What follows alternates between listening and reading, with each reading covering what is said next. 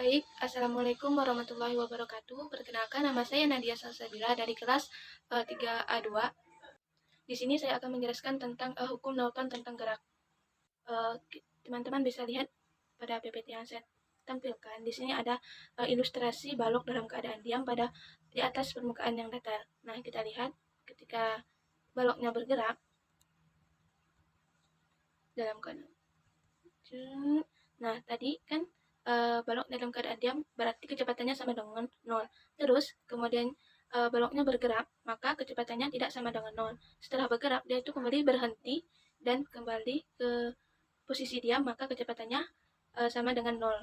Nah, artinya balok ini mengalami perubahan kondisi gerak benda. Nah, dalam dinamika kita menelusuri untuk memahami, menganalisis apa sih penyebab dari balok benda itu mengalami gerak. Nah, kita kembali ke ilustrasi. Nah, tadi kan awalnya balok itu mengalami gerak dalam keadaan diam. Nah, kira-kira apa sih yang bisa kita lakukan untuk membuat balok tersebut kembali bergerak? Nah, untuk paling sederhana, kita memberi dorongan sebagai berikut. Kita dorong, terus, nah, baloknya bergerak. Namun kemudian balok itu mengalami posisi seperti semula, yaitu diam. Nah, di sini kira-kira ada apa di sini? Nah, secara sederhana ada gaya gesekan antara balok dengan lantai. Nah, di sini kita lihat bahwa kondisi lantai yaitu kasar sehingga mengalami gaya gesekan sehingga balok tersebut dapat berhenti. Nah, di sini yaitu ada dua pelaku. Yang pertama yaitu gaya dorongan. Nah, gaya dorongan itu tadi sehingga menyebabkan balok tersebut dapat bergerak. Nah, yang kedua yaitu ada gaya gesekan. Nah, gaya gesekan tersebut sehingga menyebabkan balok itu dapat berhenti. Nah, di sini kita menyimpulkan bahwa secara sederhana bahwa penyebab dari adanya perubahan kondisi balok tersebut yaitu adanya sebuah gaya. Nah, di sini ada gaya yaitu F. Nah, di sini dapat kita simpulkan juga bahwa gaya menyebabkan perubahan kecepatan atau baik besar maupun arahnya. Nah, di sini gaya berkaitan dengan percepatan. Nah, di sini saya akan menjelaskan tentang hukum 1 Newton. Nah, pada hukum 1 Newton ini ada pernyataan atau pertanyaan yang berbunyi ya, bagaimana jika tidak ada gaya yang bekerja pada benda atau sigma F sama dengan 0. Nah, di sini kita bisa menjawab atau mengasumsikan bahwa benda yang awalnya diam atau kecepatannya 0 akan tetap diam. Yang kedua, yaitu benda yang awalnya bergerak dengan kecepatan tertentu, maka kecepatannya tidak akan berubah. Sehingga dapat kita simpulkan dari kedua asumsi tersebut bahwa benda tidak akan mengalami perubahan kecepatan jika tidak ada sesuatu yang menyebabkan benda itu bergerak. Nah, di sini ada contohnya yaitu mobil yang sedang bergerak. 1 Newton ini berbunyi dalam kerangka yang inersia bahwa jika gaya total yang bekerja pada suatu benda yang sama dengan 0, maka benda tersebut akan selalu diam atau selalu bergerak dengan kecepatan tetap. Nah, yaitu tentang contoh soal hukum 1 Newton. Di sini ada sebuah balok dengan gaya 40 Newton, terus digantung dengan tali dan diikatkan pada atap jika balok pada atap. Nah, jika balok dalam keadaan diam, berapakah tegangan tali? Nah, di sini dapat kita selesaikan bahwa pada balok tersebut dalam keadaan diam, maka sigma F atau sigma gayanya yaitu 0. Nah, di dalam sigma F sama dengan 0 tersebut terdapat tegangan dan berat, maka T sama dengan 0. Nah, di sini kita pindah ruaskan W itu ke sebelah kiri, maka T dikurang 0 T dikurang W sama dengan 0. Maka kita masukkanlah W-nya yaitu tadi 40 Newton. Nah, terdapat T dikurang 40 sama dengan 0. Maka didapatlah T sama dengan 40 Newton. Jadi, untuk tegangan tali tersebut yaitu 40 Newton. Itu tentang hukum 2 Newton. Nah, di sini juga ada sebuah ilustrasi tentang sebuah balok dalam keadaan diam di atas permukaan yang datar. Nah, pada balok pertama ini kita beri gaya sebesar F. Kita kasih gaya yaitu kita ya. Nah, terus dia melakukan gerak. Nah, yang kedua, balok kedua ini yaitu dalam posisi yang semula yaitu diam, tetapi kita memberi gaya yaitu sebesar 2 kali lipat dari gaya sebelumnya yaitu 2F. Terus kita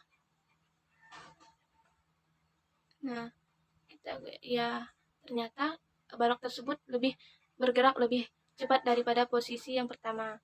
Nah, untuk itu maka dapatlah untuk massa tetap, maka semakin besar gaya maka percepatannya akan semakin besar.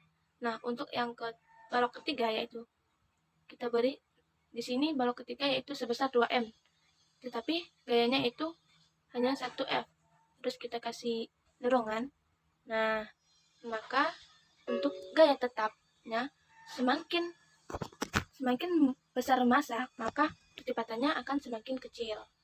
Nah, untuk pada balok yang kedua tadi kan, untuk massa tetap semakin besar gaya, maka percepatannya akan semakin besar. Nah, jadi secara sistematis percepatan itu sebanding dengan total gaya yang bekerja pada benda. Sedangkan untuk gaya tetap semakin besar massa, maka percepatan semakin kecil, yaitu kecepatan berbanding terbalik dengan massa. Kita tuliskan hukum Newton itu dapat dinyatakan bahwa A sama dengan sigma F per M. Nah, ataupun M-nya kita pindahkan sehingga sigma F sama dengan M kali A atau percepatan. Sudah kita dapat bahwa sigma F sama dengan M kali A, yaitu massa dikali percepatan.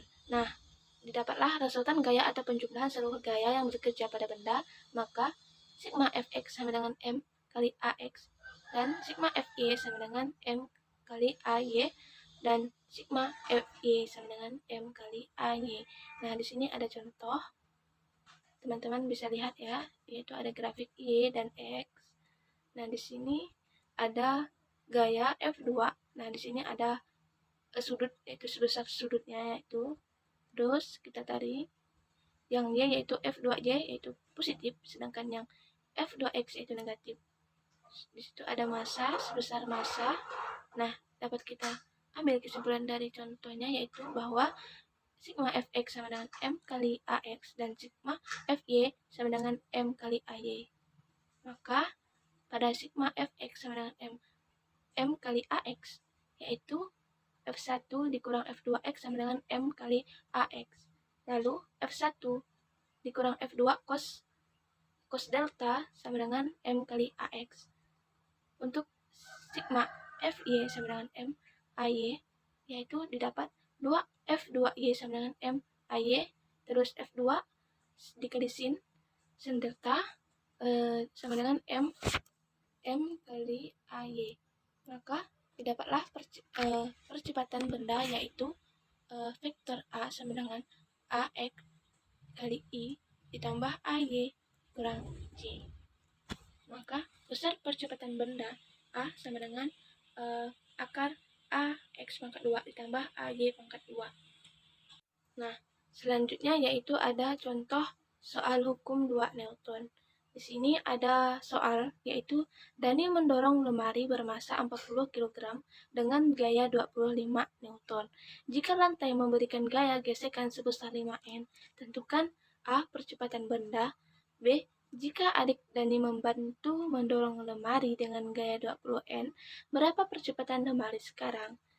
Nah, penyelesaiannya yaitu yang A yang ditanya yaitu percepatan benda, maka dia menggunakan sigma F sama dengan M dikali A. Nah, pada sigma F yaitu terdapat F1 dikurang F gesek sama dengan M kali A. Kita masukkan F1-nya yaitu 25 Newton dikurang F geseknya yaitu 5N sama dengan M-nya 40 kg dikali A. Maka didapatlah 20 Newton sama dengan 40 kg dikali A. Maka didapatlah A sama dengan 20 Newton per 40 kg. Maka didapatlah A sama dengan 0,5 N per kilogram. Nah, untuk yang B yaitu jika adik Dani itu membantu mendorong lemari dengan gayanya yaitu 20 Newton. Berapa percepatan lemari sekarang? Nah, di sini menggunakan rumus yang sama dengan A yaitu sigma F sama dengan M kali A. Namun di sini yaitu ditambah dengan F2, yaitu F1 ditambah F2 dikurang F gesek sama dengan M dikali A. Nah, dimasukkan dah ya. F1-nya 25 Newton ditambah F2-nya 20 Newton dikurang F geseknya yaitu 5 Newton sama dengan M-nya 40 kg dikali A. Maka didapatlah 40 Newton sama dengan 40 kg dikali A. Maka A yaitu 40 Newton per 40 kg. Maka didapatlah A yaitu 1 Newton per kilogram.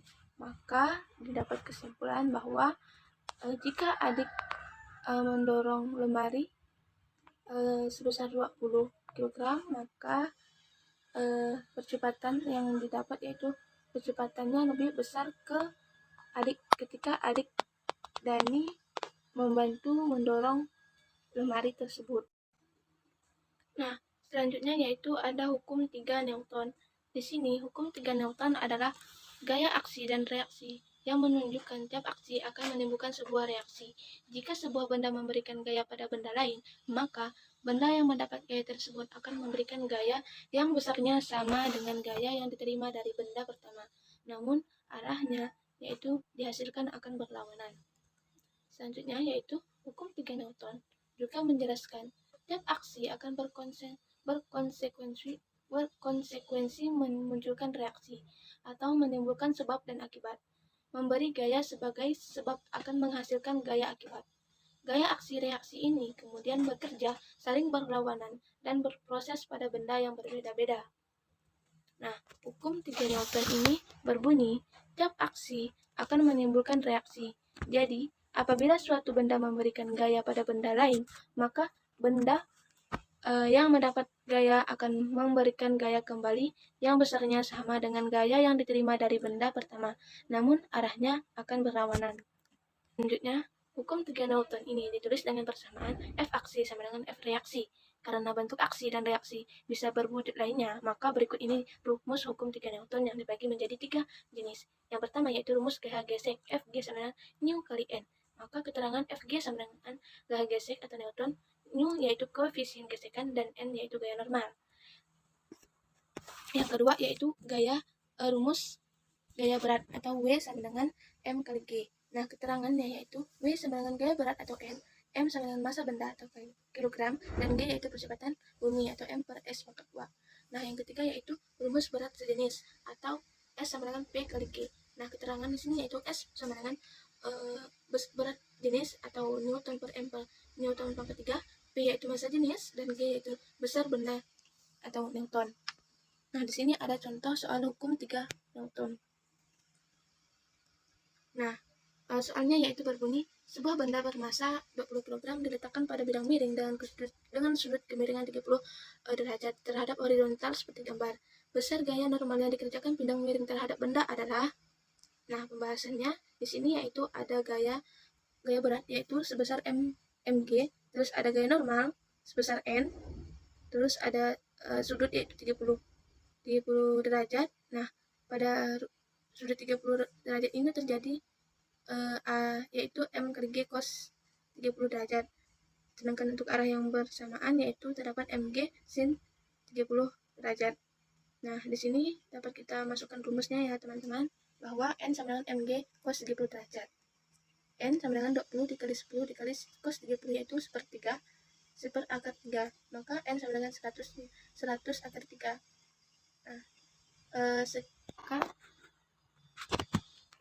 Nah, sekian untuk pembahasan materi hukum Newton tentang gerak dari saya. Apabila terdapat kesalahan, saya mohon maaf. Billahi taufiq wal hidayah. Wassalamualaikum warahmatullahi wabarakatuh.